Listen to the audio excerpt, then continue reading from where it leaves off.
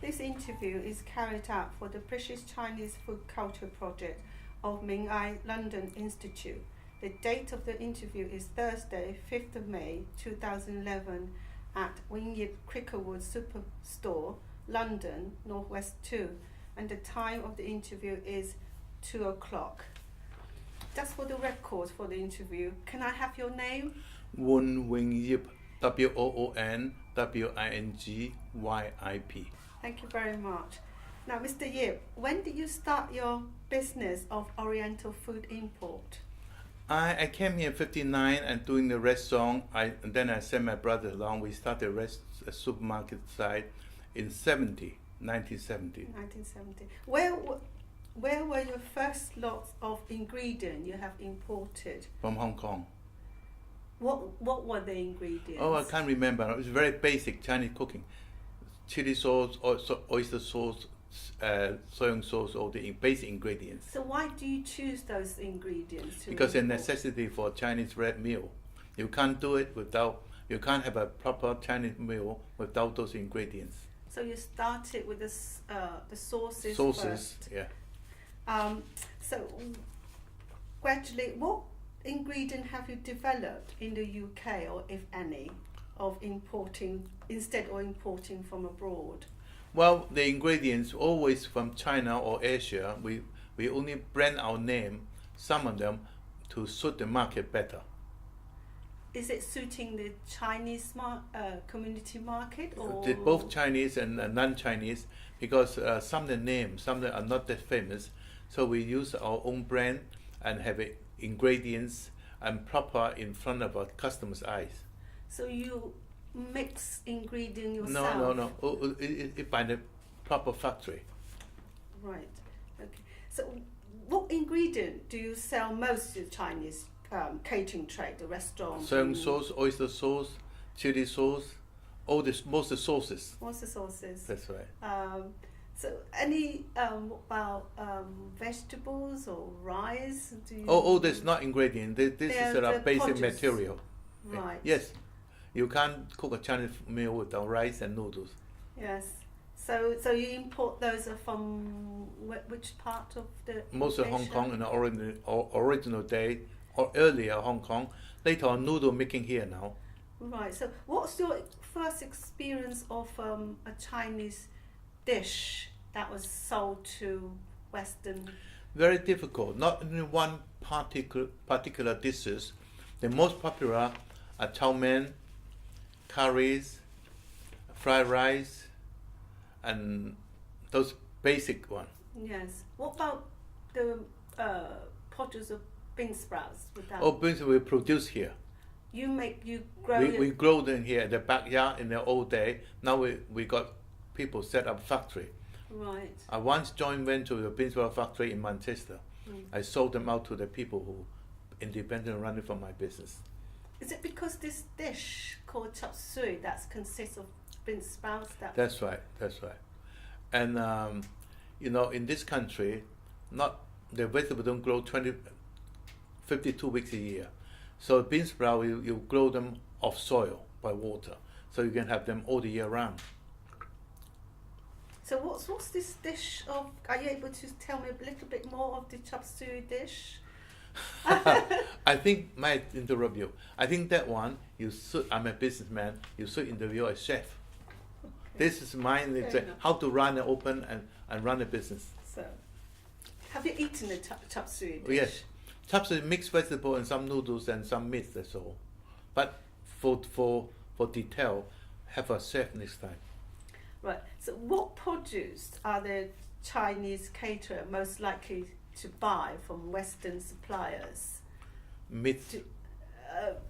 Goods or ingredients that they buy from the Western supplier rather from the Chinese supplier? In the old day, they buy a lot of meats and oil, all the commodities. Nowadays, the Chinese supplier have those as well. So do you consider the Western supplier as your competitor? Always. Anybody in the same business are competitors. But we are friendly competitors. You're a friendly competitor. So your business serves both wholesale and retail. So what is the main different type of produce or material that you buy that are different from the wholesale part of your business and the retail part of your See, business? let's put it this way. In Chinese, there's no such thing called wholesale and retail. Only in European, you say this is a wholesaler, retailer. In my store, the wholesale means you buy a whole case. You got one price. If you buy one tin or one bottle, one price. If you're going to buy one pallet or 20 cases, one case, 20 case of prices. The Chinese do it by quantity, not by who you are. So do you have more of large quantity, by large quantity customers? Yes, a restaurant. More walk-in customers? Of course. One wholesale customer, say restaurant, could buy enough to feed 500 people that week. A family only come here once a month for 3 members of the family. So in that way, do you? How much are you influenced in your supply and demand of buying your goods for your business? In restaurant, in business, customer always right. We let the customer have what they want. So you buy in accordance to customers' demand. Okay. And, a customer Put this wants way, it. we buy what we can sell. If we can't sell, we don't buy them. So how do you monitor of what simple. customer If I got wants? 100 bag of rice there, they're lower than 20, I repeat again. If the noodle there can't sell, we don't buy it again. It's very practical. Do you have a method of recording it? No, or? you can see it. When it's smaller, you can see it. Today, you can put it in the computer. The stock level. So with the improvement of storage, good transportation, so how does those two things influence your business operation mode and your business scale or expanding scale? You see, put this way, as a simple Chinese businessman, we got no long or method of doing it. We run it week to week, month to month. We modify, change it according to time and space and the market needs. So what is this new invention of online business? Would that affect your... No, not invention. We go certain supplier, they're very good at making chili sauce. So we will ask them to make a chili sauce, might be less hot or something slightly different to suit my market. So put my label on it. So you have obviously a data of your customers' That's right. need, and you go and very simple. produce. You put 100 cases there, they've gone faster, and that's it. It's common sense. So are you what's your future project for your business? Are you into the online buying? No. Everything. Method? Anything we can make money and legal, we do it. And only selling one kind of thing, food and food related. Not to become a jack of all trade. So in with that in mind, how do you source your goods? Do you source it from overseas, in far Asia, and how? Yes, we do. Because the business been here over 40 years, we know the suppliers, and some of the new suppliers know about us. Either we go to them or they come to us. So is it most of it from mainland China No. or Asia. Asia? The raw material, say the beans, some of the raw material probably come from China. They make a soy sauce in Hong Kong. When you say raw material, is Raw it material like beans? you buy Sao Hou Fan. Sao Hou Fan is a rice noodle. The rice might from China. They make a noodle in Hong Kong or in Singapore and Malaysia, might be in Shenzhen, somewhere. So the raw material come from Many mainland come from China. mainland China. So is there anything that you now find that you can source it more locally, like in the UK Some or you could, Europe? some you could, some you can't. Because noodle make by flour. Flour in England they're making a lot of flours. The noodles making here, but you can't make certain thing here, and the market is not big enough to do that. to do that. So what do you think of the British and European regulation for food imports? That's a long story. Some of them the British authority, they didn't know much about Chinese food. They even have a Chinese tea, has sell by day on it. You know, the tea, you keep it longer the better. They will say allow you to sell 3 years. But anyway, we're both learning. They're learning about our product, we're learning about their regulation, getting better all the time. So you're feeding them information, That's right, you're giving them the knowledge. That's right. If they put a sell by day on a Chinese tea, just like put a sell by day on a whiskey, longer the better, isn't it? So, what method of storage do you use to maintain the shelf life, the sell by days of your goods, especially the perishable ones like vegetable? In the chill room. Yes. Chill or frozen, depending on products. So some of them you can't put in the chill room. You can't put them. You keep it in the room temperature. It's 17, 18, 20. Yeah. So how do you deal with the expired food that's We out threw of them date? away. We threw them away. Right. It's not worthwhile keeping it. You'll be prosecuted, and then you lose your credibility to the customers. You lose your business. So have you encountered any difficulty in your career as an Oriental food supplier, such as with the regulations and? In the past, yes. In the past, a lot of misunderstanding. Like this way, in Taiwan, Japan, they put on a date on the bottle, on the boxes, a production date. Here, we put the sales by date.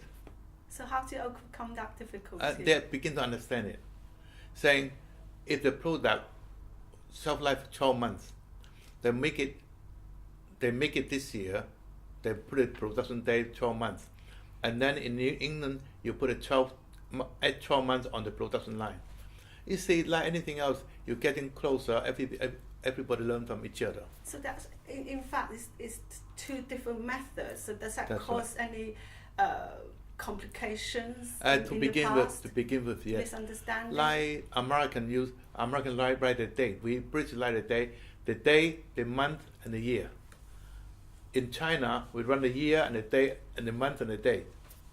So eventually, you learn from each other. So you're coming closer to the method. I think very close now. And then what sort of your percentage of throughout the year? What's the percentage of your Chinese or other nationalities of customer, like white and non-white customer, has changed over the years in your experience? We're increasing more and more non-Chinese because they change the diet habit now. Even the white English housewife, they cook Chinese food at home. Why is that? They've been on holiday, spent 2 weeks, 3 weeks in Hong Kong, China, or Thailand. They find they like it. In English, it's saying a change is good as a rest. If you want to change something from burgers, steak, and apple pie, they have to do something else. Is it also Chinese food regarding as more health factor? Yes or no? Being Chinese, I can openly saying it. There are other people's food as well as health as they are. But we Chinese sometimes we overstay our food, We do put too much MSG and salt and a few other things into it too. But anyway, we learn from each other. So what's your view on MSG then in cooking? Just like salt and sugar, they're good as long as you use the right amount. So you're not against it? No. Not against using it? No. Against using too much excessive. In anything, sugar the same, coffee the same. So have you seen a fall of the selling of MSG in your stores, or was it the same as before? Almost the same because the market getting bigger. I don't want to say too much. They buy a pound of MSG. Sometimes they're not using a pound of MSG. Sometimes they're wasting it. But as far as you're concerned, they still come back. That's right. Nothing wrong with MSG. If there was something wrong, there wouldn't so many Chinese and Japanese around.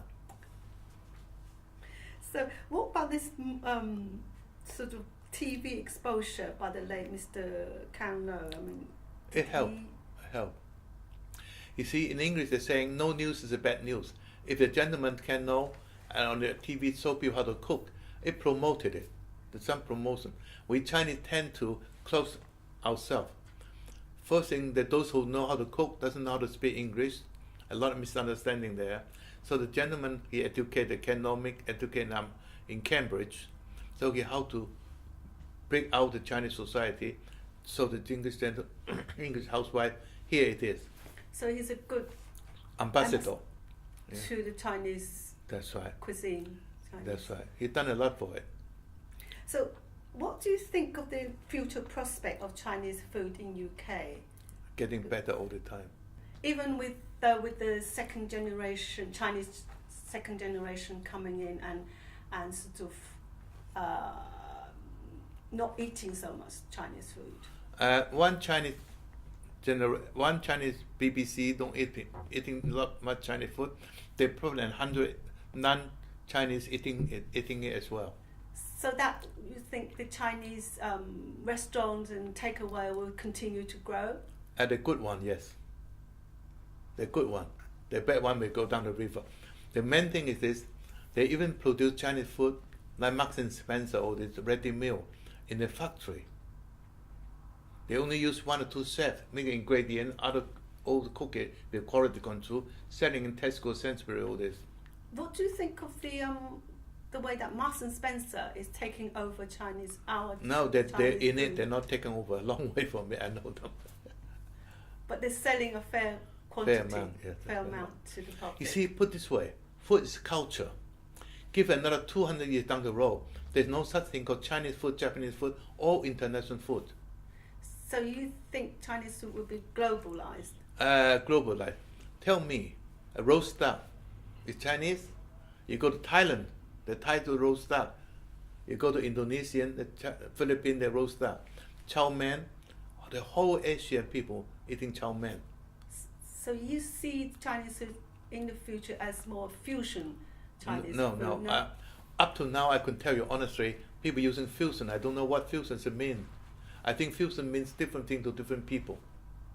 Right, it's not mixing with the original cuisine with another. What's original cuisine? Like the Thai food with... there's no such thing called original, They're all modified through the years. They're all modified. So they're all... The world going progressing. So the food, there's no such thing. But when the time comes, already on this horizon now, English no longer English speak by English. English is the international language now. Chinese will be the same. And then the Chinese food will be internationalized. Okay. One piece of steak, you can't call it France steak. Every country have a piece of steak. So you think the Chinese food will become internationalized? UK family dinner? They're already there. So what's your favorite or least favorite Chinese dish? Do you have one? Yes, I do. But depending on time and place who cooking it. Do you cook yourself? A little bit. Do you like cooking? In the mood, yes, but not other time. So we come back to the expansion of your business. So your business has expanded rapidly and such a fast rate as well. So how do you keep your documents, and do you use it manually or? No. Now at the moment we got a computer department. A lot of things already computerized. We used to, as a limited company, we had to keep our documents 7 years. With a business 7 years, you probably need a warehouse to put it every day. So they documented it by computerized it, what they call by chips. Yes, you sort of scan. That's a scan and chips, yeah. Right. But I had this. So you do also then using how to keep record, keeping your supplier, because you have suppliers all over the world because no, we're sourcing. It's a Chinese company. We got 4 chartered accountants, and then about half a dozen bookkeepers. Most of them are English. So they keep all. Oh, they do that. That's they you better employ do. them. You employ them to do that for you. So is there anything else you could tell us about your experience of importing food from China or? Well, business actually very simple. You buy and you sell what customer want, providing legal and profitable. Yes. Was it difficult years ago when you tried to import from China? Yes, very much so. Very much so. That time is gone. Because those days, people in this island only eat fish and chips and few steaks. When you come, vermicelli made of rice, vermicelli made of the other flours, they're very cautious. We had to prove to them. Sometimes we got a container of our import, put in the dock for 7 days, cost a fortune, until this research result analyze result come out. At times it's past now. So when you have such new produce, new goods, how do you promote your goods in your store? In the old day, it's very hard. To nowadays, we don't have to do it. Why? Why? We open the door here, the customer comes in, they ask for some certain thing, we don't have it. We say, Madam, can you take a label to us? Next time you bring a label, that's what I want. I said, will you let me have it? I send it back to Hong Kong or Singapore and said, send me some sample of this product. Now, the customer come to us and request what to want to buy. So how many requests before you start importing? No, if certain requests, we inform our agent overseas, send us a sample. We look at it, there's a potential or not. So how do you judge the potential, by taste or? No. Very difficult to describe. If I got a product here, if you're Filipino, I ask if it's genuine. I cook it myself, it's good, and then we import small patch. So you actually taste tasting first. That's right. Before you import. Once we send us after sample, the supplier, the manufacturer might be fly over, try to make a deal. There's new market for them. So they get up their backside and come here, look here, we're selling it in France, why don't you sell some? So they approached you more. That's right. So you both sides. So you now come to this position that people come to you and selling you, request you and introduce their product. That's right, instead of sitting in the dark. What percentage of Chinese and other nationalities, such as white and non-white customer, has changed over the years, Mr. Yu? Changing a lot. We have more and more middle class. Say the Chinese food originally in this country from two places, Chinatown. One is Pennyfield in London, where the Chinese sailors, doctors. Liverpool, Chinatown, all the doctors, sailors. Being recognized in those days, old day, only for very working class sailors, all this thing.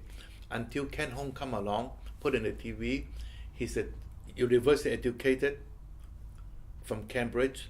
He lived the Chinese food from a transport cafe or for working class to the middle class home. So how did he do it? What method did he do? He come from a very well educated family. His father was in the foreign service in old China. He educated in Cambridge. So the way he speak English, the way he treated in the TV, and then all the middle class have TV. Then he went into the dining room. So it uplifted it. So he actually brought Chinese food into people's dining room. He helping a lot. Did he write any books? Yes, he write few books. I met Ken Hong few times. I was in his 80 years birthday. A lot of ingredients he couldn't buy in UK. He asked me to import it direct from Hong Kong for him. Those things he was young. He had it in Beijing and Fujian. So how long have you known him? I know him might be 10 years before he died, but we met once or twice a year. Not very close because age he's about 30 years older than me. So is there any funny encounter stories when you meet in? He's a very honourable man. He's a very honourable man. He's a gentleman. You know, in those days at UK in Cambridge and Oxford, you know those produce gentlemen. Thank you, Mr. Yu. Okay.